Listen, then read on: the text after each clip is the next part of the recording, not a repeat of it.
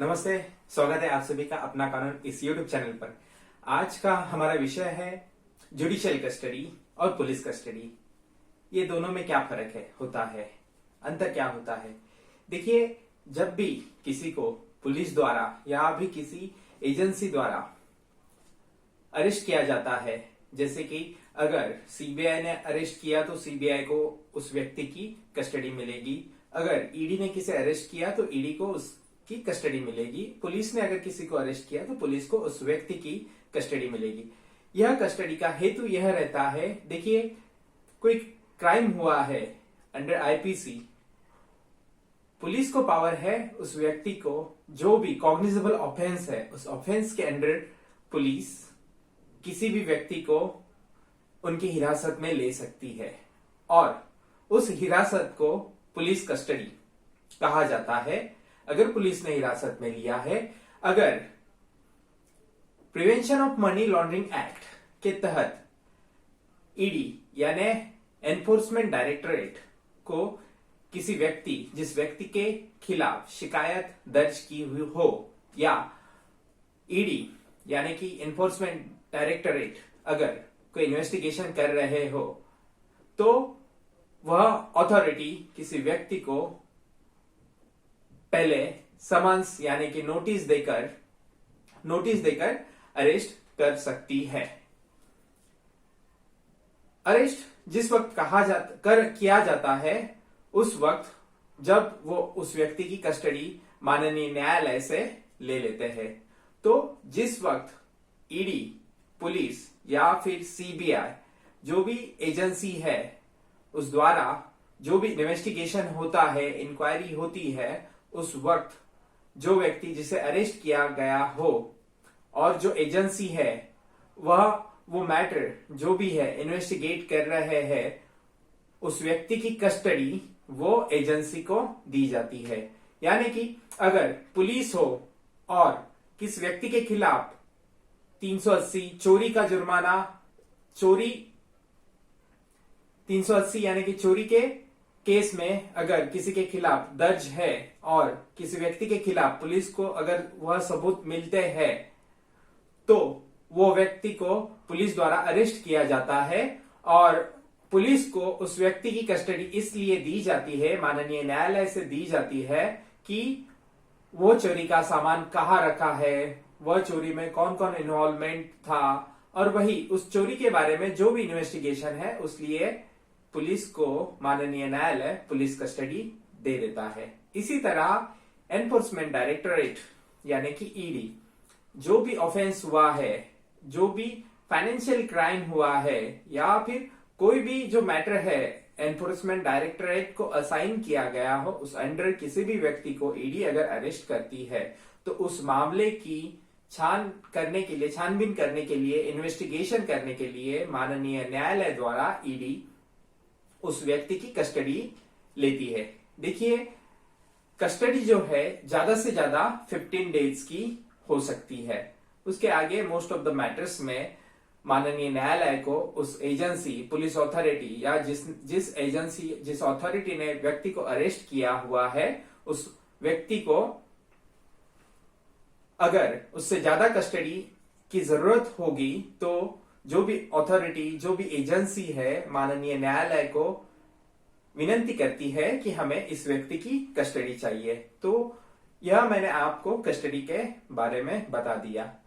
Judicial custody, देखिए कोई भी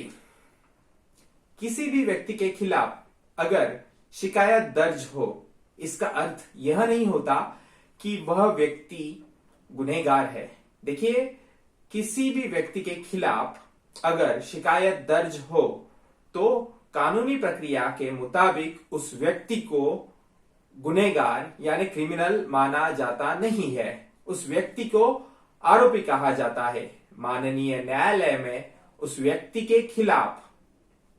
जो भी एजेंसी ने उस व्यक्ति को अरेस्ट किया हुआ है, या वो पुलिस हो या वो ईडी हो या वो सीबीआई हो, जो भी एजेंसी ने जिस व्यक्ति को अरेस्ट किया हुआ है तो वो उसके खिलाफ माननीय न्यायालय में सबूत दायर करते हैं, यानी कि चार्जशीट आरोप पत्र जिसे कहा जाता है, उसके बाद माननीय न्यायालय उस जो भी सबूत है, उस प्रकरण, उस मैटर के इन्वेस्टिगेट जो भी है, इंक्वायरी है, और जो भी सबूत माननीय न्यायालय में पेश किए हुए हैं, उस आधार पर माननीय न्यायालय वो सबूतों को जांच करके जो भी विटनेसेस है उनकी इंक्वायरी, इन्वेस्टिगेट और एग्जामिनेशंस, माननीय न्यायालय में उन सभी विटनेस के examination, chief examination, cross examination होते हैं, और उन सभी सबूतों के आधार पर माननीय न्यायालय या तो उस व्यक्ति को सजा देता है या फिर वह व्यक्ति को आरोपों से मुक्त कर देता है। तो देखिए दोस्तों, जहां तक के किसी भी व्यक्ति के खिलाफ बेल इज राइट, यह मैं आपको इस महत्वपूर्ण बारे में बताना चाहूंगा। देखिए, जब भी कोई भी इंसान किसी भी व्यक्ति को, अगर कोई भी एजेंसी, पुलिस हो, ईडी हो, सीबीआई हो, जिस भी एजेंसी द्वारा अरेस्ट किया जाता है, उसके बाद जब भी वो उस अथॉरिटी के कस्टडी में होता है, उस वक्त उसकी बेल मिलना बहुत मुश्किल होता है। यानी माननीय न्यायालय जब भी किसी भी व्यक्ति को अरेस्ट किया गया हुआ है और उस व्यक्ति के खिलाफ कोई भी मुकदमा चल रहा है और वो अगर न्यायालयीन हिरासत में ना हो, तो मोस्ट ऑफ द मैटर में उस व्यक्ति को बेल मिलना बहुत मुश्किल हो जाता है। लेकिन अगर जिस वक्त माननीय न्यायालय उस व्यक्ति की जुडिशियल कस्टडी ले लेता है, उस वक्त अगर माननीय न्यायालय को लगे कि इस व्यक्ति ने किसी भी प्रकार का गुनाह किया है या नहीं किया है, इसका निर्णय या फिर इसके बारे में अगर कोई भी स्पष्टता ना हो, तो उस वक्त माननीय न्यायालय उस व्यक्ति को बेल दे देता है। देखिए, यह रूल इसलिए है, यह बेल इसलिए दी जाती है कि समझो अगर एक इंसान, जो भी इंसान हो, उसके खिलाफ अगर झूठा मुकदमा दर्ज हो जाए और वह न्यायालयीन हिरासत में ज्यादा दिन रहे और आखिर में उसके खिलाफ अगर कोई भी गुनाह, जो भी क्राइम सिद्ध नहीं होता है, तो अननेसेसरी उस व्यक्ति को जो भी तकलीफ होती है, वह तकलीफ माननीय न्यायालय और हमारे देश का कानून नहीं चाहता है। इसलिए हमारे देश के कानून में जो भी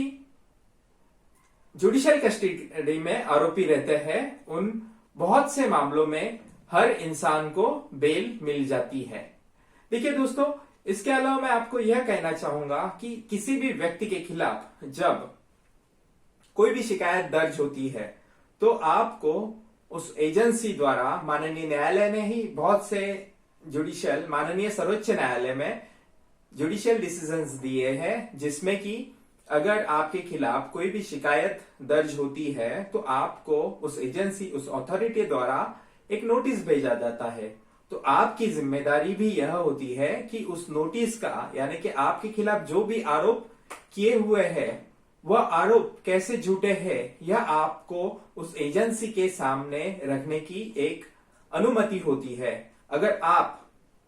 जो भी हो, आपके खिलाफ जो भी आरोप हो, अगर आप स्पष्ट उस एजेंसी के सामने स्पष्टता से आपके बेगुनाही के सबूत अगर आप रखते हैं, तो वह एजेंसी आपके खिलाफ जो भी इन्वेस्टिगेशन है, जो भी इंक्वायरी है, वह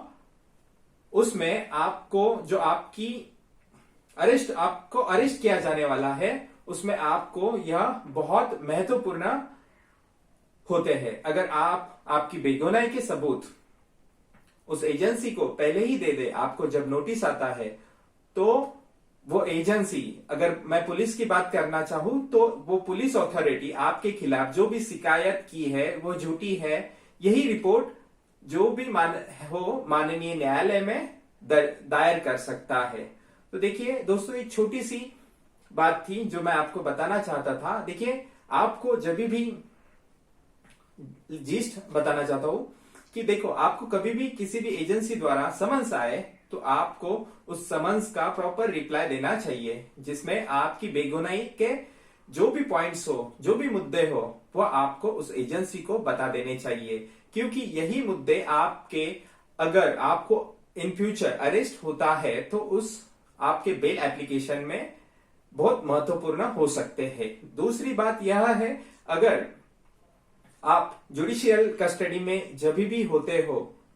तो आपको जमानत यानी कि बेल मिलने के बहुत चांसेस बढ़ जाते हैं। तो देखिए दोस्तों, ये छोटी सी बात थी जिसमें मैंने आपको जुडिशियल कस्टडी के बारे में बताया और जो भी एजेंसी है उनके कस्टडी के बारे में बताया। और सबसे महत्वपूर्ण, जब भी आपके खिलाफ शिकायत दर्ज होती है, किसी भी एजेंसी का आपको नोटिस आता है, तो उस नोटिस का प्रॉपर रिप्लाई देना ये आपकी जिम्मेदारी है। अगर आप एक ही नोटिस में अगर प्रॉपर रिप्लाई देते हो तो वह एजेंसी जिसने आपके खिलाफ जो भी शिकायत दर्ज की है, उस शिकायत को आप खंडन आपके रिप्लाई द्वारा कर सकते हो। तो यह छोटी सी जानकारी थी जिसमें मैं आपको जुडिशियल कस्टडी, पुलिस कस्टडी और जो भी अथॉरिटी है उसकी कस्टडी और जो नोटिस है उसका रिप्लाई देना कितना महत्वपूर्ण है, यह इस वीडियो द्वारा मैंने बताया। तो धन्यवाद। और आखिर में आपको जब जुडिशियल कस्टडी होती है उस वक्त बेल मिलने के संभावना बहुत ज्यादा बढ़ जाती है। मेरे करियर में देखा है तो लगभग 90% आपकी संभावना यह होती है कि आपको बेल मिल जाती है। क्योंकि देखिए, माननीय न्यायालय भी अननेसेसरी, जिसके खिलाफ आरोप सिद्ध हुआ नहीं है, उसे जेल में रखना नहीं चाहती है। अगर आपके खिलाफ पुख्ता सबूत है कि आपने किसी भी प्रकार का क्राइम किया, उस वक्त माननीय न्यायालय आपको जुडिशियल कस्टडी में ही रखता है। अगर आपके खिलाफ जो भी गुनाह की तकरार, शिकायत दर्ज की है, उसमें आपको 1% भी आपका इन्वॉल्वमेंट नहीं है, यह अगर आपके पास सबूत है, तो आपको माननीय न्यायालय जुडिशियल कस्टडी में से टेम्पररी बेल यानी टेम्पररी रिलीज करता है। उसके बाद जो भी मामला है वो माननीय न्यायालय में पूरी तरह उसके सबूत जांचे जाते हैं। उसका जो भी विटनेस रहता है उनके क्रॉस एग्जामिनेशन होते हैं। उसके बाद फाइनल में माननीय न्यायालय जो भी है अपना न्याय निर्णय दे देता है। तो यह छोटा सा टॉपिक था। धन्यवाद।